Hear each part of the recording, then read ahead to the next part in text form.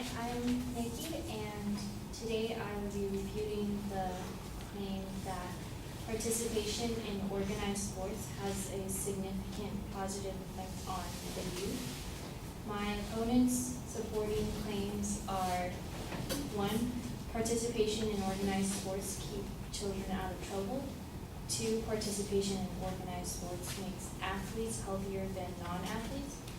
And 3, participation in organized sports prepares children for a more successful future. Moving on to my opponent's first secondary claim, which is, again, that organized sports keep children out of trouble.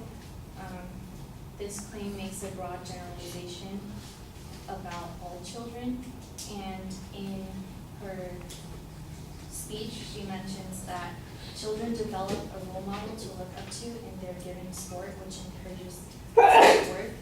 Again, this is a broad generalization because not all children develop a role model. And she also fails to mention that children who participate in organized sports become more aggressive than those who don't. In a textbook by Brenda Jo Redmonder, called The Sociology of Sport, she says there is a considerable amount of evidence that says a social learning process is operative in the acquisition, maintenance, and legitimation of aggression tendencies. It has been reported that young male ice hockey and football players learn aggressive acts by observing more experienced players. There is a clear trend toward increased aggression as a person participates longer and at higher levels of competition. In other words, sports can often make children aggressive, which leads me to the second supporting claim, which is organized sports make athletes healthier than non-athletes. There's nothing wrong with this claim aside from the fact that there's no controversy, because it's a fact that exercise makes people healthy.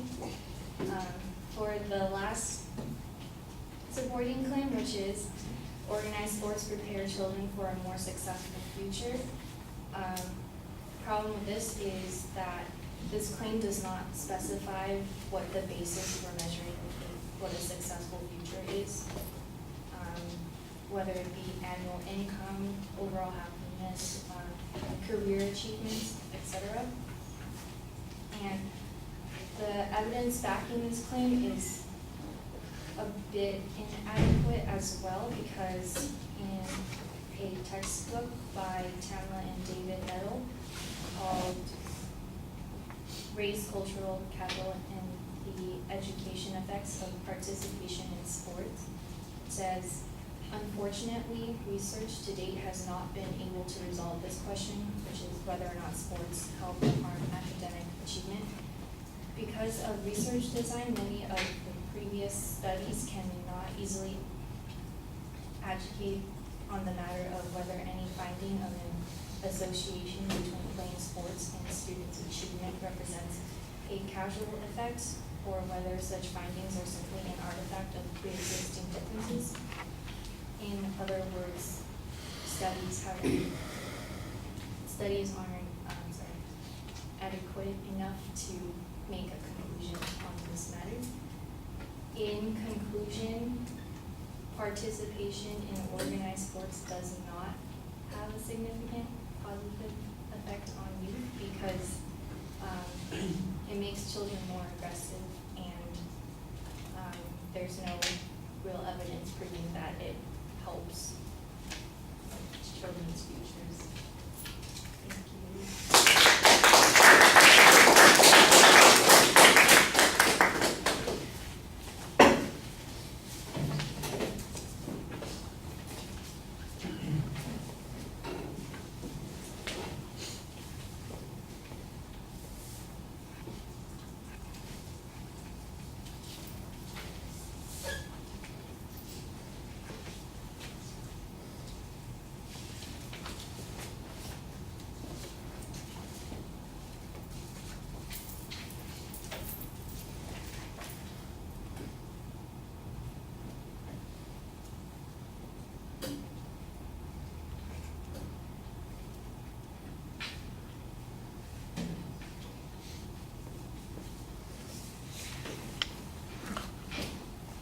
Right, the structural stuff in the speech was all fine. When you get to the first point, basically you're making an argument here that there's a sweeping generalization, that they're covering too broad a category here. He said, because not all kids are this way. And the first question that pops into my mind, well, how significant are the exceptions that don't fit on this particular category? You don't have any way of measuring that. I think that's a reasonable challenge to make and say, it's not likely that all kids are going to be this particular way, and then also put it into context. What proof did the advocates show that this has this particular kind of benefit? Is it reasonable proof? Is it a substantial difference? Is it measurable in some way? Because if they can't measure it and you can't measure the opposite effect, then I think you've got a lot of uncertainty that would undermine the claim there.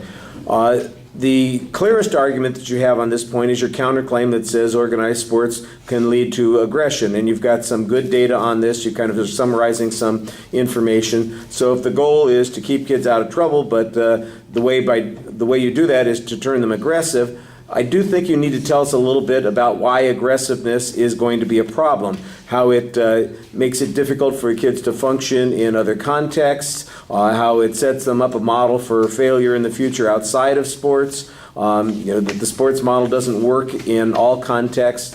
I think that you needed a little bit more follow-up on that. You've got the right piece of information there, you've got the right argument, but you need to have the second hit from the hammer to make the argument really work very well. The second point, you basically just concede the idea, and nobody's going to dispute that exercise is good. I understand that. But for instance, is organized sports the only way that kids can get exercise? To me, that seems like the most obvious argument you could be making on this point, that you don't have to participate in an organized sport in order to get adequate exercise. People who swim, they play games on their own. There are plenty of people out there who run, bicycle, do a whole variety of physical activities that don't have anything to do with organized sports, doesn't have the negative modeling that you've said exists on the first point, and so there's nothing unique about this argument. So not only you say, well, there's no dispute that exercise is good for you, but there is a dispute about whether or not you need organized sports to exercise effectively, and here's the reason why that's not the case. I think that would be a stronger response. On the third point, you basically are suggesting that the standard of success is not very well defined. That's a reasonable press on that point. That there's a lack of information to identify academic achievement as a result of participating in sports. I think that's a reasonable press on that issue. And that it's basically a big challenge to causality on that point. So you've got the right arguments there. At the end, though, you come back and say, basically you present your contradictory claim that it is negative, but that's all based on that counterclaim that you have on the first point that, like I said, was a little bit incomplete. So if that's the way you're going to try and finish off, I think you need to make that argument a little bit stronger. All right, thank you.